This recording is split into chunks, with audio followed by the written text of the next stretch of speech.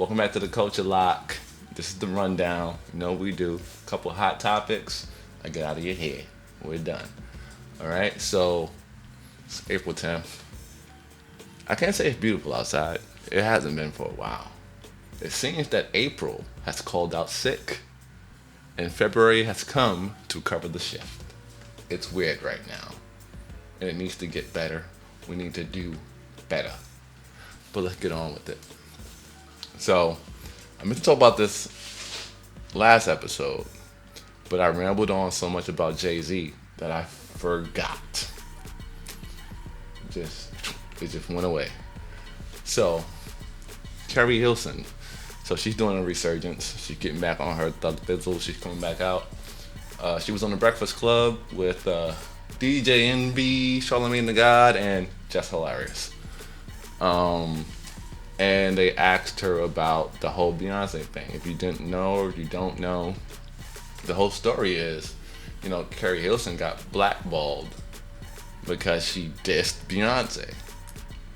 And her song "Turning Me On," the remix, right? And that was the end of her career. No more songwriting, no more song putting out. You're done. You're cooked. So she addressed it in a very I shouldn't have did that, but also making it very clear that she did not write that song. She said she was on tour with Lil Wayne at the time. The song came through. She's in motion, so she just recorded the song, said it, and it was out. And it's like, well, is that true? But it was quickly confirmed by Esther Dean, who did write that song. She said she wrote that diss track, but it was basically a Beyonce diss track, sponsored by Esther Dean, Polo the Don, and Timbaland's technically on the drums. But Esther Dean said she's absolutely right. She didn't write that. I wrote that, and she explained how that was kind of childish of her. She was in a different place, and you know how these things go. It's like jealousy is a big thing. Especially when you feel like it should be your turn and it's not your turn, and she has it, but she has everything going on for her, and it's not fair. Why not me?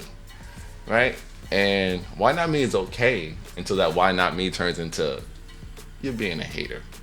So she pinned up that, diss track. I don't know if I can play any of it. I'll think about it. And Keri Hilson she just repeated what she got. She said, "Oh, this is the verse," and did the verse. I don't feel like that excuses Keri Hilson. You still did it, regardless of the fact that you didn't write it.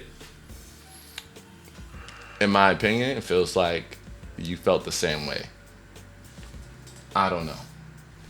The way I view it though is that you were old enough to know, like, wait, who you talking about? What y'all talking about? And I think you understood what was being spoke about, and you still decided to do it. So I still feel like it doesn't exonerate you. You're still a part of it. But yes, you didn't write it. So I guess that's fine. I don't know, man. If I'm coming at the Queen, I'm a Beyonce guy. I'm sorry. But anyways, moving on from that. I meant to touch on that. I'm so mad that I missed it the last episode. Before that, there was a whole thing. But anyways, in other news, like I spoke about before, with Trump, the tariffs, turns out he put a pause on it. He said, hold on, wait a minute, for 90 days. It's a pause for 90 days. Because Trump is giving the other countries a chance to come and sit down and let's have a negotiation. Let's chat about it. The people are kind of like, wait. So Trump, being the mob boss that he is, it's like, okay, you can come and sit down with me. Let's have a conversation. How can I make this easier for you? Listen, he's our president. But that doesn't apply to China. The tariffs are still on for China. In fact, the tariffs have gone up to 145%. And Trump just says, well, I'm waiting for them to reach out to me. Well, you're waiting for the other countries too, but you letting them rock. But China, not so much. So this trade war seems to be amping up. It's getting higher and higher. And something, if cooler heads don't prevail, something very bad is going to happen. I think we can all see that. But unfortunately, we are just civilians watching what's going on. And we got to deal with the outcome of what that is. So, moving on. Michael B. Jordan just put out a movie. Well, the movie's not out. Sinners. Wait, is it out? Dang, I should have checked the date. But Sinners is Michael B. Jordan's. It's a vampire flick, basically. But the reviews are in from the critics. And it's 100% across the board. Like Rotten Tomatoes, 100%. All green, all thumbs up. So this might be a really amazing movie. And I wasn't really going to go to the movie to see it. I was going to wait for it to come to demand on however it goes. But I might take my black ass out there to the movie theaters and go see this movie. See it in IMAX, the big screen. I might have to do that. Because if they're all saying this movie's great, then it might I'm dying. Then it might be great. And I like most of Michael B. Jordan's stuff. I love Michael B. Jordan in that movie that I can't remember the name of, that was filmed in California, where he was portraying the guy. I'll flash the name up there when I go and research it after the fact. That was a great movie. The title was like The Train Station. But I'm rocking with it, and I'm rocking with Michael B. Jordan. I think he has grown as an actor. I was saying in the beginning, shaky. Not counting The Wire, but shaky. But I think he's grown, you know?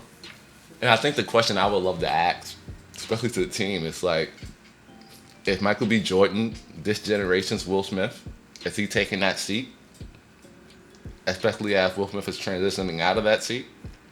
Because they're about to do I Am Legend 2 together. So, is Michael B. Jordan Will Smith? Let me know in the comments. Like, let me know what y'all feel about it. And we definitely going to discuss this with the whole team. But let me know how y'all feel about that. You know what's crazy? And we're kind of moving on, but we're kind of not.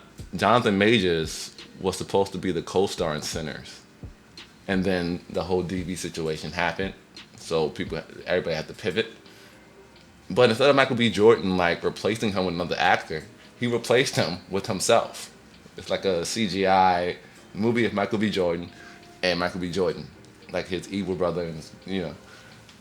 So when I was like, that's kind of solid, Michael B. Jordan, to be like, I'm not gonna replace you. I'm just gonna do it myself with two of me's.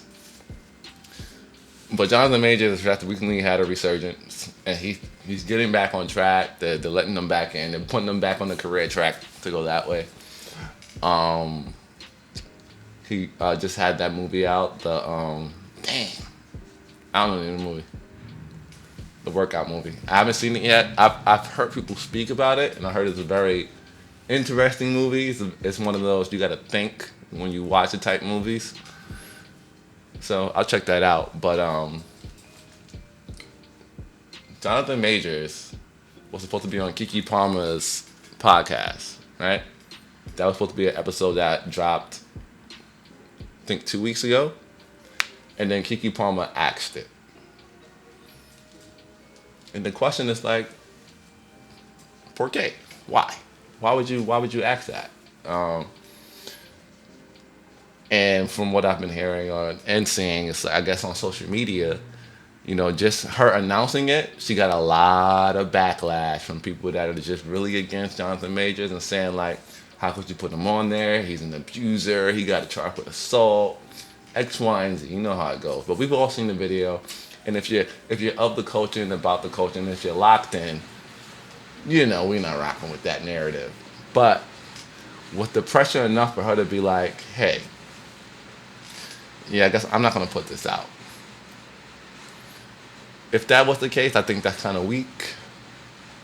What I'm thinking, though, is what I'm hoping is that when they had the conversation and everything was said and done, what I'm hoping and thinking is that they were touching on the situation, and his team was like, actually, we probably shouldn't be revisiting this right now. So let's just X the interview and circle it, come back to it at another time. But we don't need to speak about this again right now. But who knows? I don't know. But again, we're moving on.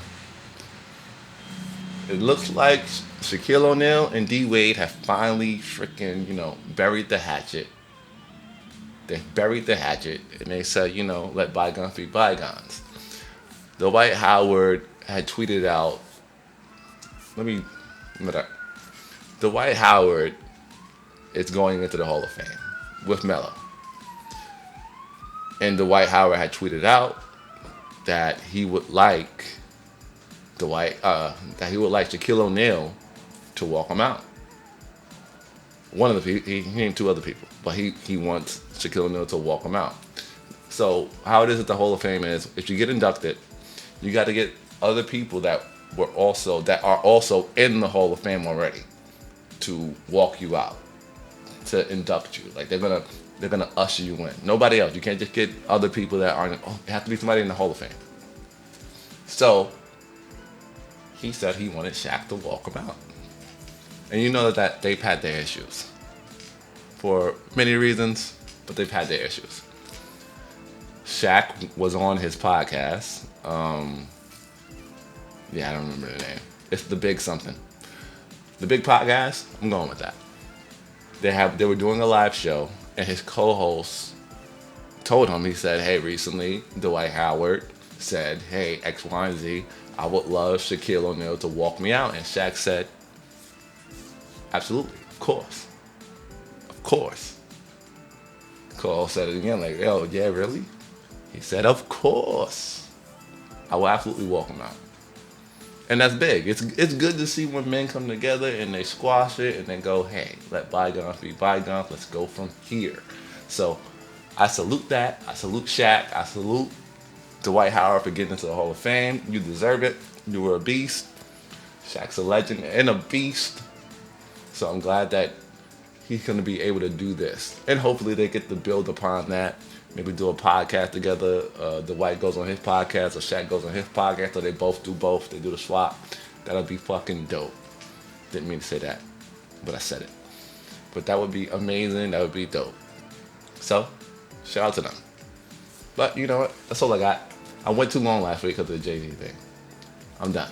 All right? Remember to like, comment, subscribe. Hit that bell so you can get notified when we make our posts. It's the Culture Lock. It was the Rundown. Lock in. Peace. One more thing. I said last week, lock into the MCW podcast. Also, coming soon is Vinyls in the Drink. Lock in. We got content coming, and it's going to keep coming. We need you guys to support us, keep us motivated. We're going to do it either way, but your support means everything. Now I'm out. Peace.